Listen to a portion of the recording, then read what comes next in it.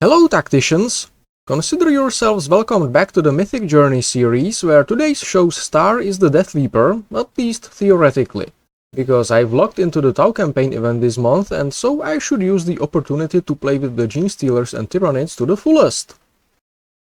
Mission 1. Defeat 3 suppressed enemies with the Deathleaper in one turn. There are, theoretically, two approaches to this, and both need fighting enemies with the battle fatigue trait, so let's agree that for the purposes of this mission, all the enemies have it.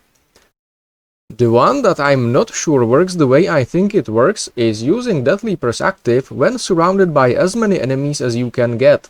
In theory, the ability should first suppress everything in range 2 of Deathleaper, and only then try to scare it, which means the scared enemies should count. However, without actually being on the mission, I cannot confirm that. Furthermore, assuming the battle fatigue triggered this way is the default 10% chance to proc on every target, the total probability to scare at least 3 enemies should cap out at some 26% if your Deathleaper is perfectly surrounded by the theoretical maximum of 18 enemies. I tried this approach off record for the lulz in the Tau CE stage 3 and triggered exactly 3 fatigues on the first try, so I decided to actually record it. The first mission of the Deathleaper's Mythic Journey is for it to defeat 3 suppressed enemies in one turn, and it should, at least in theory, be possible here in the Tau CE Standard Stage 3, using the Deathleaper's active and getting lucky.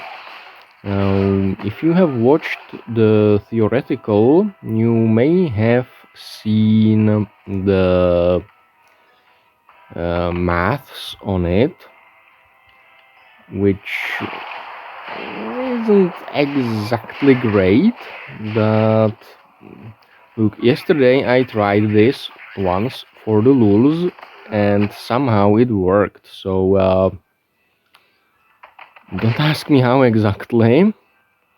I decided to rerun it basically to see what the odds are. So I will run this 10 times.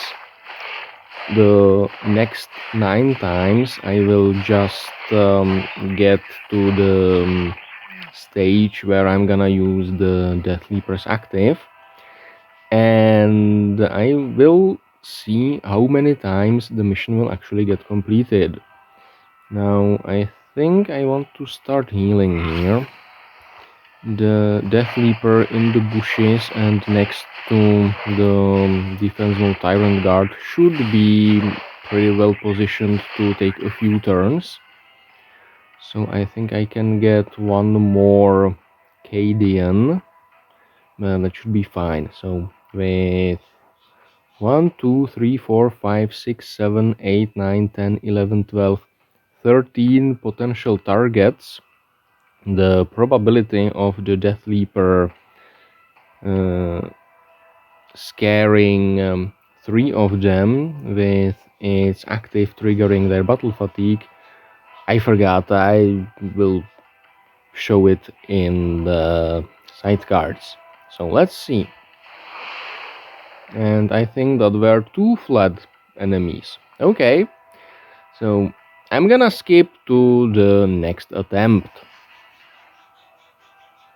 Alright, so attempt number 2 with, I believe, 1, 2, 3, 4, 5, 6, 7, 8, 9, 10, 11, 12, maybe 13, 14 again. Let's see. Okay, that was a lot of battle fatigues.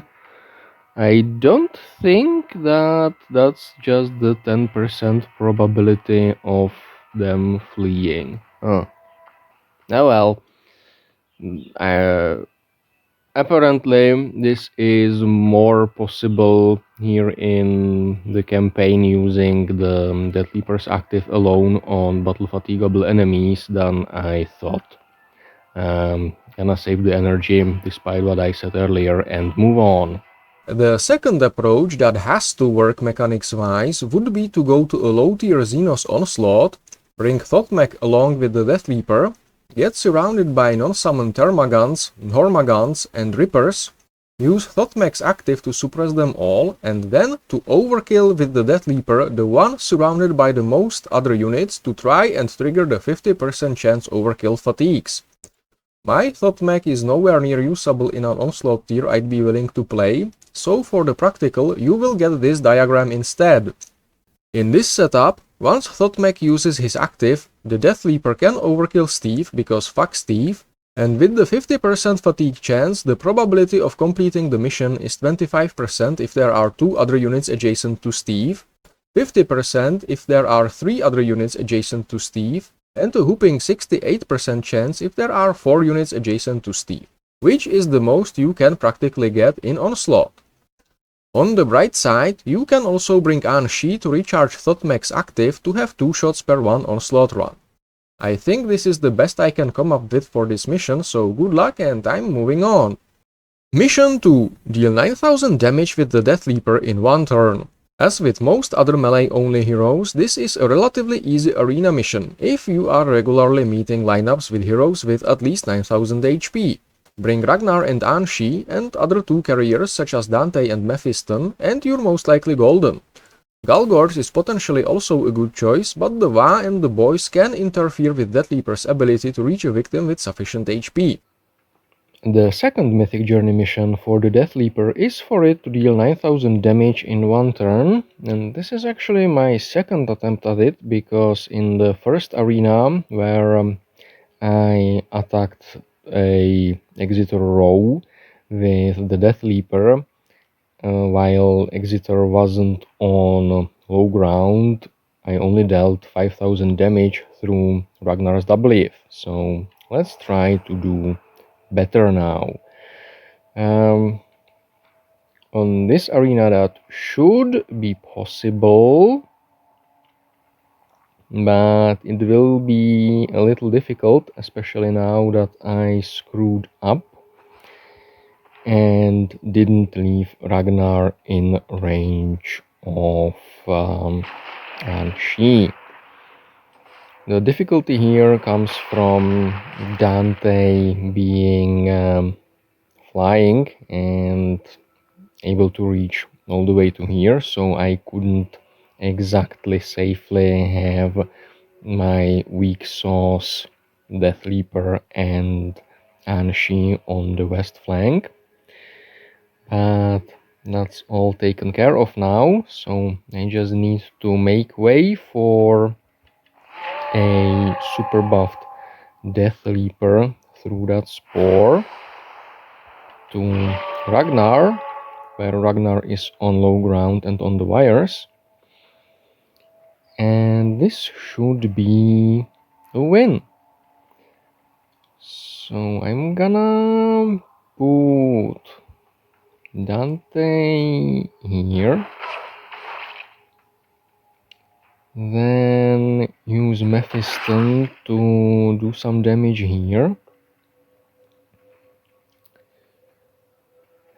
Some more damage. There. Now I will waste Ragnar's attack on the spore. And hopefully the crit that the Deathleaper will do will be enough to deal fatal damage to Ragnar. And that's how you can cheese the second mission for the Deathleaper. It just needs the right arena and maybe a little luck. There, no attack here because XP, and there. And that's the arena cleared. Moving on. Mission 3. Defeat 100 enemies with the Deathleaper. Another extremely fun and not at all repetitive mission. If you're locked into the Tau campaign event, you can get infinite enemies with the added benefit of battle fatigue procs in the very Holland healable stage 3, see Practical 1. If you're not, your best bets probably are the Xenos Onslaught and Salvage, as sad as that is, and I'm moving on. Mission 4. Defeat 2 overwatching enemies with the Deathleaper in one battle. This has to be the worst mission of the journey, because if you're not locked into the Tau campaign event, you can pretty much only complete it during a legendary event against something with Overwatch, or in the arena, assuming you can find an opponent with at least 2 Overwatchers, preferably with 4Ks, Azrael or Immospec, and it will most likely involve having to kill one of the Overwatchers on the Alpha Strike, and then having to keep the other one alive but softened up, kiting them into a corner with a sacrificial unit who will have to die so that the Overwatcher can then end their turn just outside of Deathleaper's range for it to charge and kill them. I'm not quite insane enough to try and do that in the Chapter Master League with a Gold 1 Deathleaper, but I did something similar for Certus's Mission 4, so I will show you that for inspiration. The fourth Certus's Mythic Journey mission is for him to defeat 2 overwatching enemies in one battle, and I think that should be doable in this early Elite Mirror Fall of Cadia stage, the number of which I had already forgotten, because, well, there are 2 Havocs here, and they probably can be manipulated into splatting on Certus, or well, into letting Certus kill them. Now, kinda experimenting here, so this is apparently how you can score the first kill. And now what? I'm gonna try and bait the Havoc onto a squishy, and apparently the Havoc decides to go for Bellator, being happy where he is, which probably suits me just fine. 1, 2, 3, because now I can do this, and probably want to kite the Havoc somewhere, but where? You know what? No, never mind. Better plan. I'm gonna let Bellator die. I was planning to use the wires in the east to block the Havoc's movement, but that's not gonna work out very well. But as soon as Bellator dies, presumably to the despoiled ground, which deals something like 7% of his HP through his Gravis every turn he starts the turn on it, the Havoc will move a little closer, 2, 3, and that's actually not good like this, because he was in range of Certus's Overwatch, and then Certus would have shot him dead while the Havoc isn't overwatching. So now, Bellator dead, Havoc moved into range, boom, dead. And with that, the mission should be done. That was actually kinda easy. Moving on. If you are locked into the Tau campaign event, the mission is apparently very doable in the standard stage 7.